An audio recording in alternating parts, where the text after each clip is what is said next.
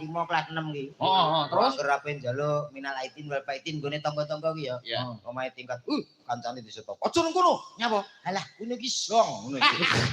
Maksude zong ki piye? Maksude zong apa? Sing diarep-arep apa aku ngono. Layak anakku budal kok sakku wis diru ya ngene iki. Jajal to iso. Lho, tanganmu reget kuwi mbok dirapi.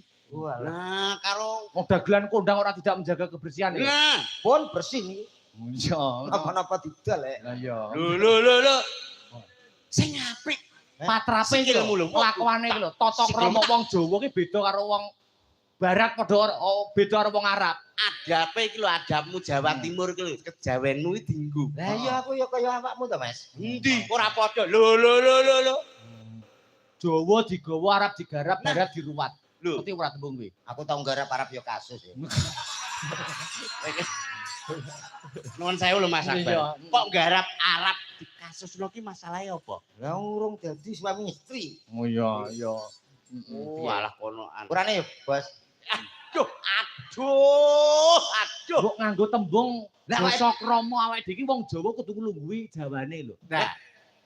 Sing apik kaya aku mau lho paling ora ki salam sih assalamualaikum po piye. Mulane aku riyo ya ora tau metu. Sebabe ya ora iso minta maaf wong aku ora kulino. Tak warai mengke diwuruke kalih Mas Akbar. Biasane aku salaman sing muni sing ngalami aku. Lho, kok iso ngono lho? Munine piye to, Mas? Nah, tak contoni ya. Engko Terono tak contoni. Menawi kula wonten lepat kula nyuwun agunging samudra pangaksami. Yes, padha-padha. Lho. Aku ki nyontoni. Aku nyontoni ora njaluk sepura. Njaluk ya mah apik to, Mas. Lho kok nyuk munyuk. Apa tek? Betul tek. Ora nyeluk munyuk Maksudnya Mas Akbar ki marahi sampean. Diwarai contoh kata-katane ki ngono. Lah aja ya wis padha tuweke, Dek. Oh tuwek kok ora iso. Ha iya. Mas aku. Sedaya kalepatan kula dengan sepura nggih. Nggih mampun. Lho. Terus kok gempon iki lho. Nggih acarane nganten nyapen lho. Lah kowe iki ndek bodo pas anu lebaran wingi lho. Apa ora dijaluki sepura karo bojomu to? Jaluki tapi aku nganten di anak loro gak jelas belas kok. Kok mboten jelas sih maksudnya karepe ya kaya wong-wong kuwi anggere wis bar salin pakai bar salat Aid gitu ya. Bar salat Aid. Salat Id. Bar salat Id gitu. Langsung galuk ngapura niku ya. Aku kadang tak engko ndak kono isin aku ngono. Terus mbok balesi. Aku padha mate padha gendenge ora jelas kok. Lah ngono kok jare siap arep tak jaluki ilmu tentang permantenan wong karo bojone ora akur. Lho, akur Mas. Ya cuma ora jelas ngono tok. Lah ngono kan aku nek arepe rabi ngono kan ora iso nyontok sampean. Ngono lho. Arep rabi sapa? Arep rabi sapa?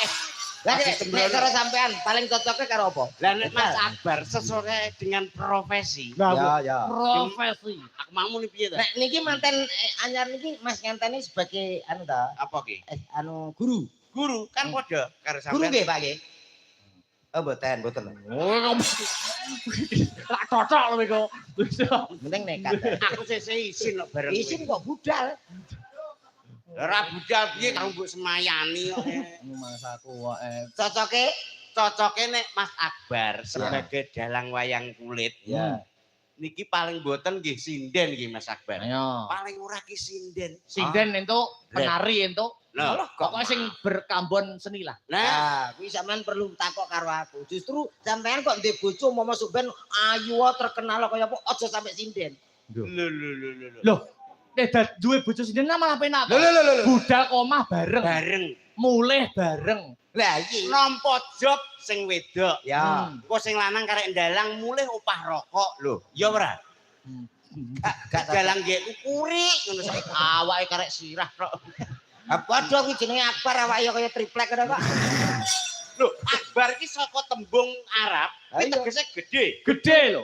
Akbar Syah Alam. Iya, Akbar Syah Alam. Syah ki artinya raja. Raja. Alam kuwi alam semesta. Nah, sing menguasai semesta. Wah, wong e gede dhuwur. Lah iya jenenge Akbar lah kok milih sinden nyapa. Lho, aku ki anane ngomong ngono ki mergo berdasar, ngono lho. Dasare apa jeda? Semen dalang laris kaya ngene iki ya. Heeh. Terus oleh sinden terkenal laris